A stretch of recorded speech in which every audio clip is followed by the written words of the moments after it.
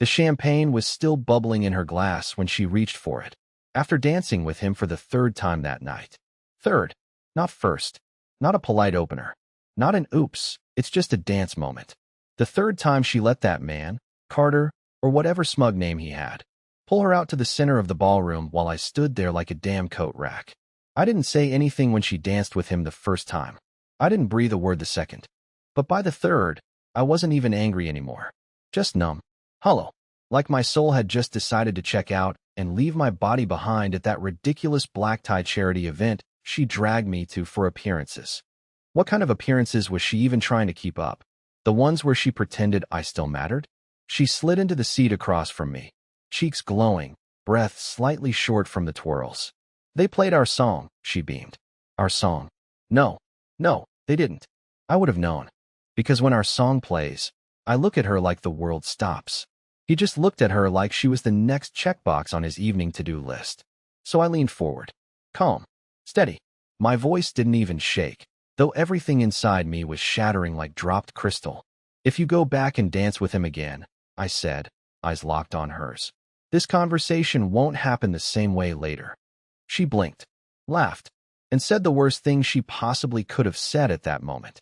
Ben, it's just dancing. You're being dramatic. Dramatic. Right. Because watching your wife slow dance with another man while she bites her lip and pretends not to enjoy it too much is something I should have just shrugged off like an overcooked steak. I didn't respond. Instead, I looked past her to the mirrored wall behind the dance floor. And I saw Carter watching us. Watching me. Like he knew he could. Like he knew she'd let him. I looked back at her, and this cold, unfamiliar thought crept up my spine. She doesn't respect me anymore. She hasn't for a while. And now she doesn't even care if I notice. She raised her glass, oblivious, and took a sip. Then she reached down under the table and tapped away on her phone. She thought I wasn't paying attention. She thought I didn't see whose name she was smiling at on that screen. But I did, and I already knew what I was going to do next. I didn't say anything as she typed under the table. Her manicured nails tapped softly against the screen, like she'd done this 1,000 times. Like she wasn't sitting across from the man she vowed to love and honor. And the worst part? She didn't even try to hide it well. She had that smug little half-smile, the one she used to reserve for flirty jokes in private. But now, it was for someone else. Someone whose name I finally caught flashing across her screen. Carter. Not just a dance partner. Not just a donor. Not just some charming guest at the gala. His name popped up with a heart emoji right beside it, in the middle of a message that read, "You smell like vanilla. Can't wait for later." My throat went dry. The room didn't spin, it froze. I felt my heart thud once. Then again, slower, louder.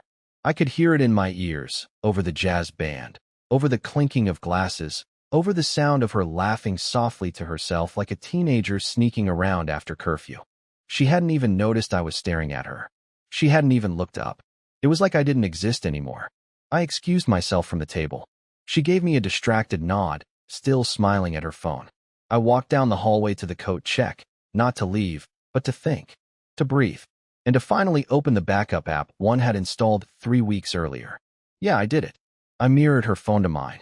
After months of her turning it face down, giggling at late-night messages, guarding it like it was nuclear launch codes, I decided I had a right to know what was going on. And what I saw now confirmed everything I'd tried to deny for too long. There were dozens of messages. Not just flirty texts. Plans. Details. References to past nights. There was even a note saved in her phone titled Cover Stories. A list of excuses she could give me for her absences, each one numbered like a playbook. 1. Girls' night. Use Rachel as backup. 2. Overtime shift. Use extra scrubs from gym bag. 3. Ben's too tired to notice. That one broke me. She knew. She knew I was pulling away. She knew I was hurting. And she counted on it. Counted on me being too worn down, too soft-spoken, too pathetically loyal to do anything about it. She weaponized my love like a shield so she could run around behind it. I didn't cry. I didn't scream. I just stood there, reading through betrayal after betrayal like it was a manual on how to break a man silently. Then, her last message came in. From Carter. Can't wait to have you to myself. He looks so clueless, LOL. I snapped the phone shut, walked back to the table. She was gone. I scanned the dance floor. And there she was, already in his arms. already leaning in. For the fourth time. And I knew what I had to do next. I didn't storm the dance floor. That's what the old me would have done. Rash, emotional, begging for scraps of respect in front of strangers. No, I stayed back. I watched.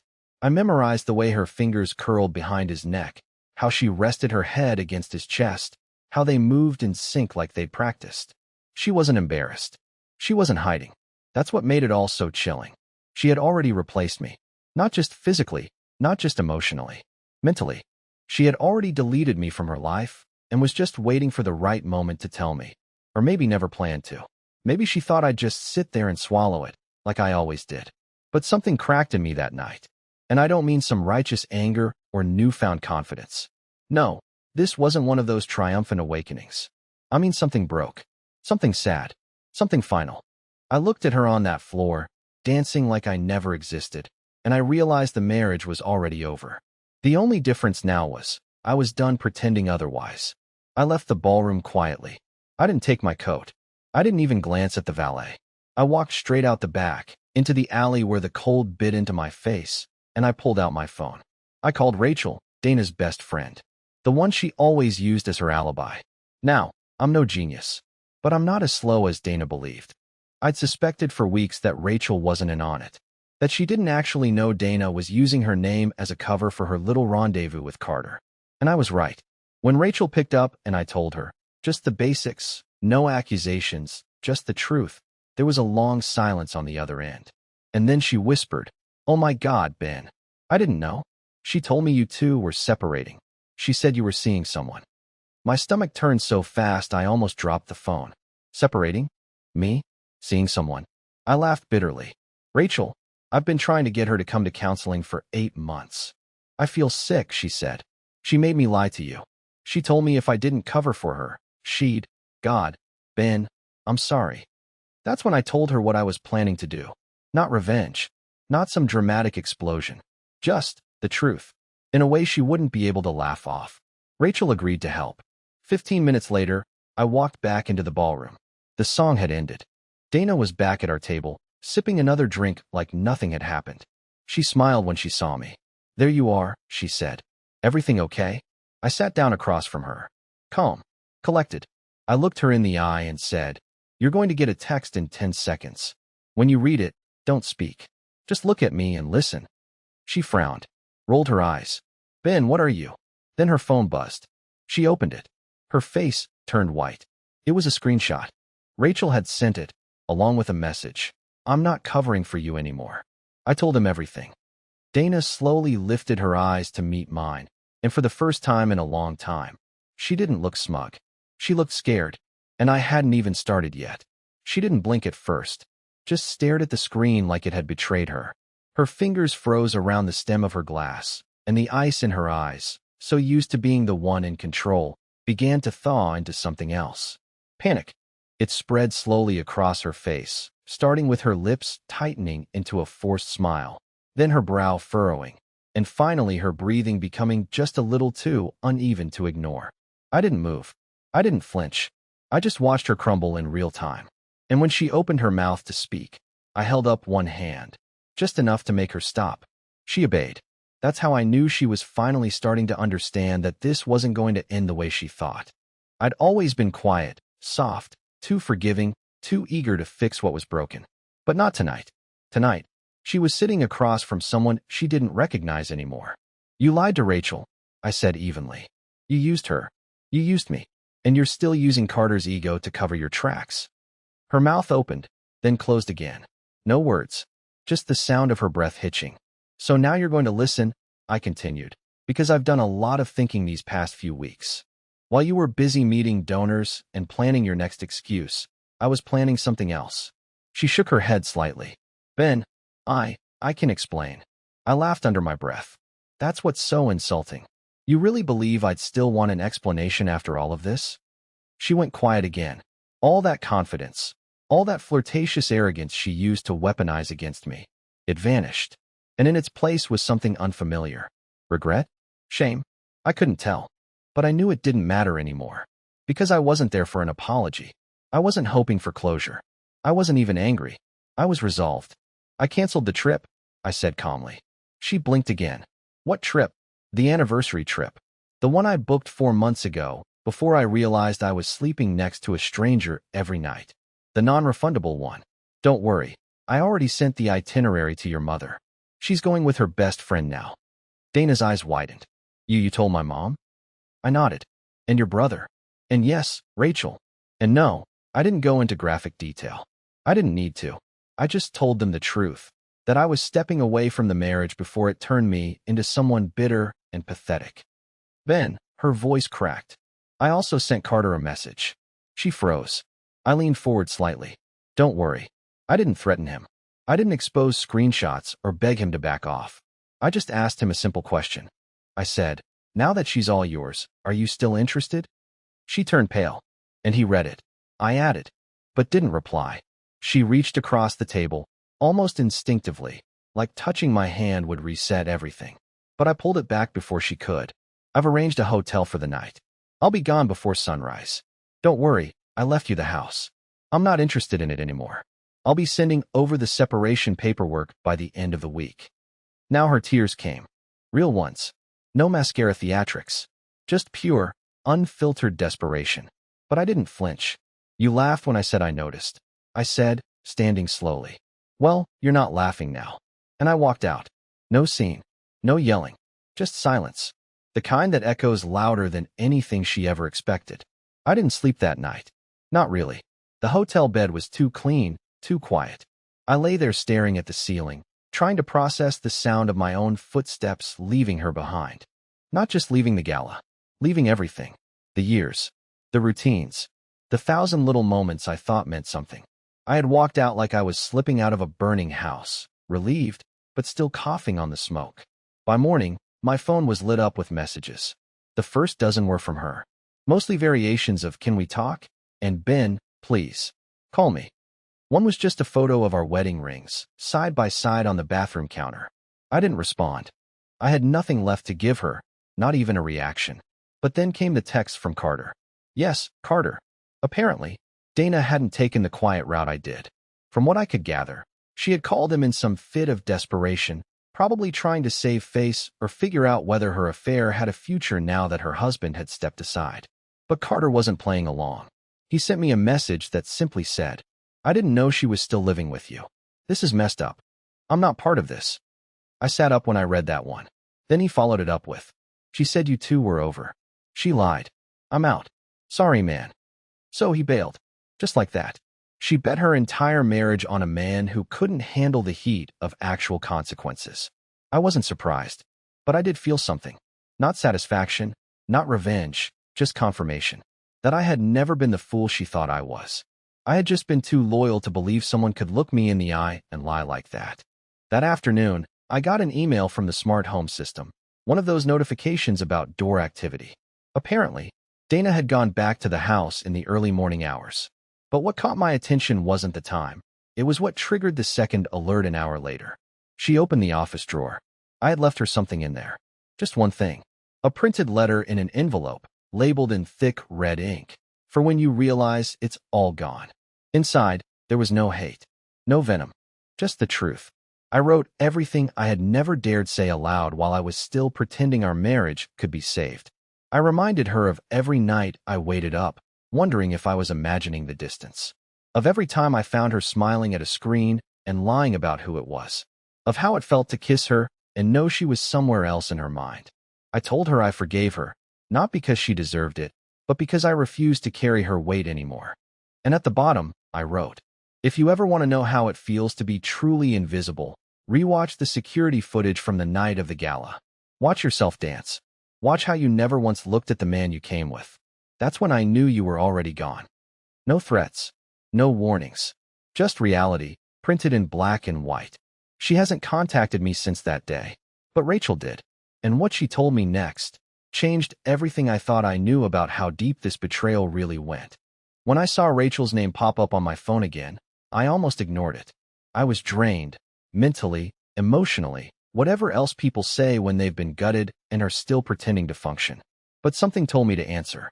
And when I picked up, she didn't waste time with small talk. She just said, Ben. I didn't know how bad it really was until I saw the photos. I sat up instantly. What photos? There was a pause, like she was trying to decide how far to go. Dana didn't just lie about where she was staying, Ben. She didn't just use me as cover. She's been using someone else too. Someone closer than you'd believe. I felt my pulse spike. Who? And then Rachel said the one name that made my stomach bottom out. Her cousin's husband. Peter. I went silent. I knew Peter. We'd gone on vacation with Peter. Shared dinner tables. He helped me replace the garbage disposal 2 years ago when Dana was working late. The betrayal hit me like a sucker punch. Not because I hadn't considered she might be lying again, but because it confirmed what I'd tried so hard to disbelieve. She hadn't just crossed a line. She had built her whole second life on the other side of it.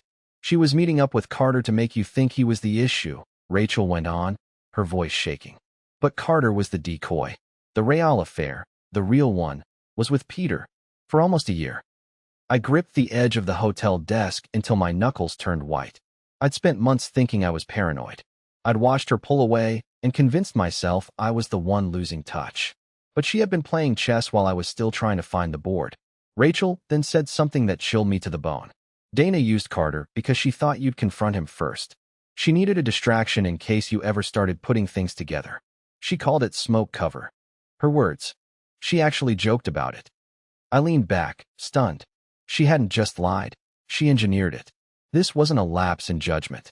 This was strategic, premeditated, cold. She told Peter that you'd never find out, Rachel added. That even if you did, you were too soft to ever leave. And Ben, her voice cracked. I didn't say anything sooner because I honestly didn't know until last week. But now that you've walked away, I thought you deserved to know the whole truth. I thanked her, quietly, automatically. But my mind wasn't really in the conversation anymore. It was rewinding, replaying every family barbecue, every group dinner, every fake smile Dana threw at me across the table while Peter sat 3 feet away. It all lined up now. Every absence, every shift in her tone, every deflection when I asked if something was going on. But now I knew. And now there was no pretending. I hung up the phone and stared at the wall for a long time. Then I opened my laptop and started writing my last letter to Dana. Not for her to read now. For her to find when I'm already gone. Gone in a way she never expected. I didn't rush to send the letter. I waited until I had everything else in place. The storage unit cleared out, my name removed from the joint accounts, the lease signed for a new place across town. I even changed my emergency contact at work. You don't realize how many pieces your name is tied to until you start cutting yourself loose from someone. I wanted a clean exit. No arguments. No apologies. Just silence. The kind that can't be manipulated. The second letter wasn't emotional. I wrote it as a man who had nothing left to beg for. Just facts, lined up like dominoes she thought would never fall. I printed out the photos Rachel forwarded, timestamped, geotagged. Dana with Peter. Dana at restaurants she claimed were mandatory work events. Dana kissing him on a street corner in a part of the city she once swore she hated driving through. All of it, compiled, sealed, and placed in the piano bench she never opened unless she was showing off. I timed the delivery to land at the house 2 days after I left. That's when she'd be calm enough to think I might be coming back. It's when the silence would start gnawing at her. That's when she'd start looking for signs, breadcrumbs. But I didn't leave crumbs. I left closure. She found the envelope at 8:46 p.m. I know because I got an alert from the Smart Lock app. She unlocked the piano bench, then stood there for 11 minutes. Just standing, probably holding the envelope, probably already guessing what it was. And then she opened it. Inside, I had written this. You once told me I was too quiet, that I needed to speak up more if something was bothering me. You said it like a joke, but I think you meant it. So here I am, speaking, not yelling, not accusing, just stating what I know. I know Carter was the distraction. I know Peter was the real betrayal. I know Rachel didn't cover for you willingly. I know your cousin doesn't know yet, but she will. I didn't tell her. I won't. You'll have to. Or you won't. That's on you now. I'm not coming back. Not because of Peter. Not because of the lies. But because I can't even remember the last time you looked at me without calculation in your eyes. You can keep the house. You can keep the memories. But you don't get to keep me in your orbit anymore. I'm done spinning around you. That was it. No name at the bottom. No signature. Just the truth. Delivered like a final invoice for everything she thought she'd gotten away with. The next alert I got from the smart system came 40 minutes later. She slammed the front door so hard the frame sensor disconnected. Then my phone rang. 4 times. I didn't answer. She texted once. You planned this the whole time. Who are you? And I didn't reply. Because I wasn't her husband anymore. Not the one she left behind in pieces. Not the one she thought she could shame into silence. I was already building a life that had nothing to do with her. But what I didn't expect was who helped me finish that letter. The one person she never thought would turn on her. It was raining when I met Rachel at the little diner near the edge of town. The kind with chipped mugs and a jukebox that never worked right. She'd picked the place. Said she didn't want anything too clean for this conversation. I got it. Nothing about any of this felt neat or simple anymore. She was already there when I walked in. Hood up, eyes puffy, but steady. She looked at me like someone who had carried the weight of someone else's secrets for too long. And when I sat down across from her, she didn't wait for pleasantries. She's spiraling, Rachel said. Texted me 23 times last night. Blaming me, blaming you, blaming Carter, blaming everyone except the person in the mirror. I stirred my coffee and stared at the steam. She always needed someone else to be the villain. Rachel nodded slowly.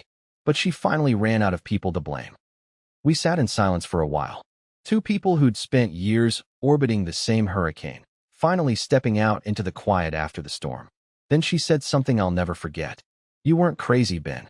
You were right to feel everything. You just didn't have someone in your corner. Until now. She slid a small envelope across the table. Inside were printed screenshots. Messages Dana had sent Rachel over the past 6 months. Some were smug. Some were cruel. One called me emotionally small. Another joked that he'll never leave, he has no spine. Rachel had kept them all. Not out of malice. Out of guilt. She said she thought I should have them. Not to hurt me, but to remind me that I wasn't paranoid. That I was always right to notice when something felt off. That the man Dana called weak was the only one in the entire mess who acted with dignity. I didn't cry. I didn't rage. I just nodded. And for the first time in what felt like years, I felt free. The divorce went through quietly. She didn't contest. I think she knew she wouldn't like what would come out if she tried. I didn't take the house. I didn't ask for anything but my name and my peace. She kept her things. I kept my integrity. But the best part? 2 months later, I was invited to speak at a nonprofit event about mental health and marriage. Because I'd written an anonymous post online that went viral about emotional invisibility and finding your voice. They didn't know it was me when they reached out. But I said yes. Rachel came to that event. And when I looked out into the audience and saw her smiling from the 3rd row, I felt something warm settle in my chest. Not romance. Not yet. Just connection. Respect. Something real. Something that couldn't be faked or manipulated. Afterward, we grabbed coffee. And when we talked about everything that had happened, she said something soft but certain. You were never spineless. You just loved someone who didn't know what to do with a good man. Now, months later, I wake up in my new place. It's smaller, quieter, but I feel whole again. I'm rebuilding, on my terms. And Rachel? She's still around. We take things slow. We talk often. There's no pretending. No games. Just two people who survived the same storm and found something solid to stand on after. And Dana? She saw us together once, by accident, at a bookstore. She didn't say a word. Just stood there, frozen, before walking out without buying anything. That was the last time I saw her. She once told me I was too quiet. Now, I live a life that speaks volumes without needing to say a single word.